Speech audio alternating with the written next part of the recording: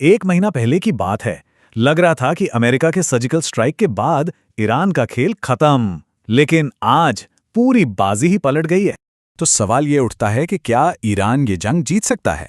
देखिए, 1 महीने पहले तो यह सवाल सुनने में भी अजीब लगता, लेकिन आज के जो हालात हैं ना, वो हमें ये सवाल पूछने पर मजबूर कर रहे हैं। अच्छा, जब हम जीत की बात करते हैं तो इसका मतलब वो नहीं है जो हम आम तौर पर सोचते हैं, जैसे ईरानी टैंक वॉशिंगटन की सड़कों पर घूम रहे हों। नहीं, ईरान के लिए जीत का मतलब है बस टिके रहना। अगर वो किसी तरह अपने कमांड स्ट्रक्चर को बचा लेते हैं, अपने लीडर्स को बचा लेते हैं और सबसे ज़रूरी स्ट्रेट ऑफ हॉर्मुज पर अपना कंट्रोल बनाए रखते हैं, तो समझ लीजिए वो जीत गए। उनका सिर्फ एक ही मकसद है, हमला करने वाले के लिए इस जंग को इतना महंगा बना दो, पॉलिटिकली भी और इकोनॉमिकली भी, कि उसके पास पीछे हटने के सिवा कोई और चारा ही ना बचे। तो फिर सवाल यह है कि अमेरिका जमीनी हमला करने से इतना हिचकिचा क्यों रहा है? वजह है इतिहास। पिछले युद्धों के जो साए हैं वो अमेरिकी मिलिट्री प्लानर्स का पीछा नहीं छोड़ रहे। इसे समझने के लिए हमें याद रखना होगा कि ये 2003 वाला इराक नहीं है। इराक क्या था? एक सपाट रेगिस्तान, एक सेंट्रलाइज्ड पारंपरिक सेना। लेकिन ईरान इसका ठीक उल्टा है। यहाँ है ऊंचे ऊंचे पहाड़, एक ऐसी फौज जो किसी एक जगह पर नहीं बल्कि पूरे देश में फैली हुई है। मतलब एक ऐसा लंबा, खूनी और महंगा संघर्ष जिसकी अमेरिका शायद कल्पना भी नहीं करना चाहेगा।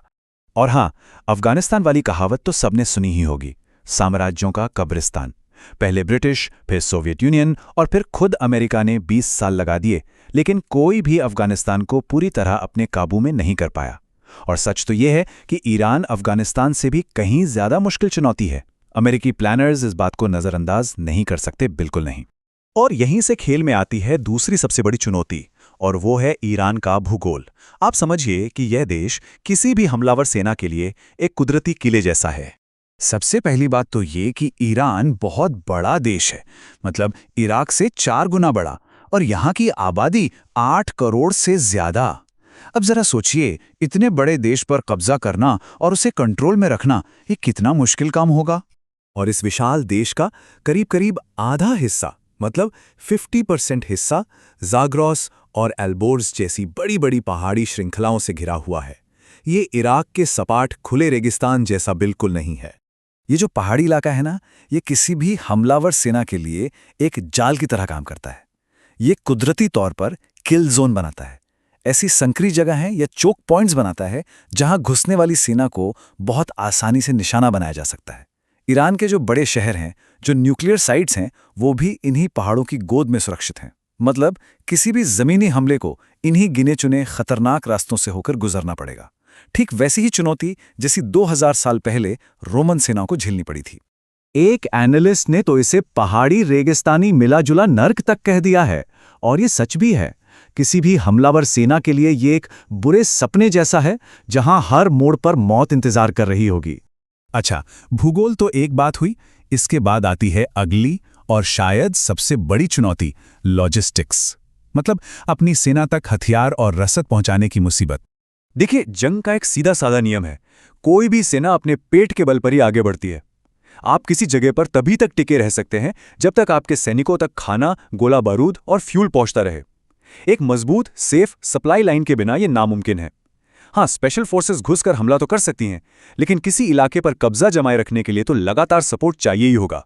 और ईरान ने इसी कमजोर नस को पकड़ा है।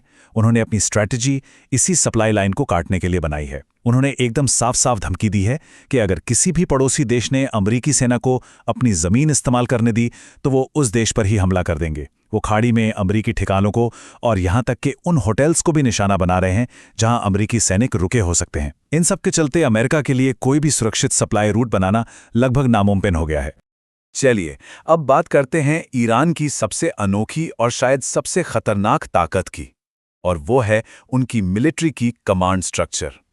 ये किसी आम सेना की तरह काम नहीं करती। इसे कहते हैं मोज़ाइक डॉक्ट्रिन। अब इसका मतलब क्या है? इसका मतलब ये है कि ईरान की जो IRGC है, यानी इस्लामिक रेवोल्यूशनरी गार्ड कॉर्प्स, वो किसी एक सेंट्रल कमांड पर डिपेंड नहीं करती। हर सूबे के कमांडर को अपने लेवल पर फैसले लेने की पूरी आज़ादी है, तब भी जब तेहरान से उनका कांटेक्ट पूरी तरह टूट जाए। तो जरा सोचिए, मान लीजिए अमेरिका एक डीकैपिटेशन स्ट्राइक करता है और ईरान की टॉप लीडरशिप को खत्म कर देता है, तो क्या होगा? तेहरान से ऑर्डर्स आने बंद हो जाएंगे, सेंट्रल कमांड खामोश हो जाएगा। लेकिन इसके तुरंत बाद देश भर में फैले लोकल कमांडर अपने अपने प्लान पर काम करना शुरू कर देंगे। तो हमलावर सेना को एक बिखरी हुई फौज नहीं, बल्कि देश के हर कोने में एक ऑर्गेनाइज्ड, कभी न खत्म होने वाले विरोध का सामना करना पड़ेगा। ये समझना बहुत जरूरी है कि ये कोई कागजी प्लान नहीं है। ये कोई ऐसी पारंपरिक सेना नहीं है जो अपने जनरल के मरते ही बिखर जाएगी। उन्होंने ईरान इराक वॉर से, सीरिया के प्रॉक्सी वॉर से सबक लेते हुए पिछले 40 सालों से ठीक इसी दिन के लिए तैयारी की है। तो फिर ईरान का असली मकसद क्या है? देखिए, उन्हें अमेरिका को हराना नहीं है, वॉशिंगटन पर कब्जा नहीं करना है। उन्हें बस अमेरिका को एक भारी कीमत चुकाने पर मजबूर करना है। कैसे? स्ट्रेट ऑफ हॉर्मुज में माइंस बिछाकर, अमेरिकी ठिकानों पर छोटे छोटे हिट एंड रन हमले करके और अपने पूरे रीजनल प्रॉक्सी नेटवर्क को एक्टिवेट करके। वो इस जंग की कीमत इतनी बढ़ा सकते हैं कि अमेरिकी जनता और सरकार के लिए इसे झेलना बहुत मुश्किल हो जाएगा।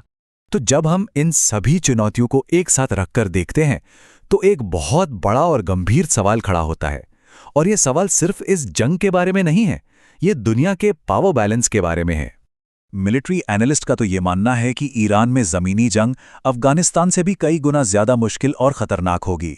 अगर हम तुलना करें तो इराक पर हमला एक मीडियम लेवल की मुश्किल थी, अफगानिस्तान एक हाई लेवल की, लेकिन ईरान को एक्सट्रीम लेवल की मुश्किल माना जा रहा है।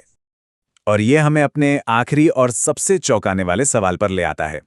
जिस तरह अफगानिस्तान को साम्राज्यों का कब्रिस्तान कहा जाता है, जहां ब्रिटिश, सोवियत और आखिर में अमेरिकी सब नाकाम हुए, तो क्या ईरान अमेरिकी साम्राज्य का कब्रिस्तान बन सकता है? ये एक ऐसा सवाल है जिसका जवाब न सिर्फ इस रीजन का, बल्कि शायद पूरी दुनिया का भविष्य तय करेगा।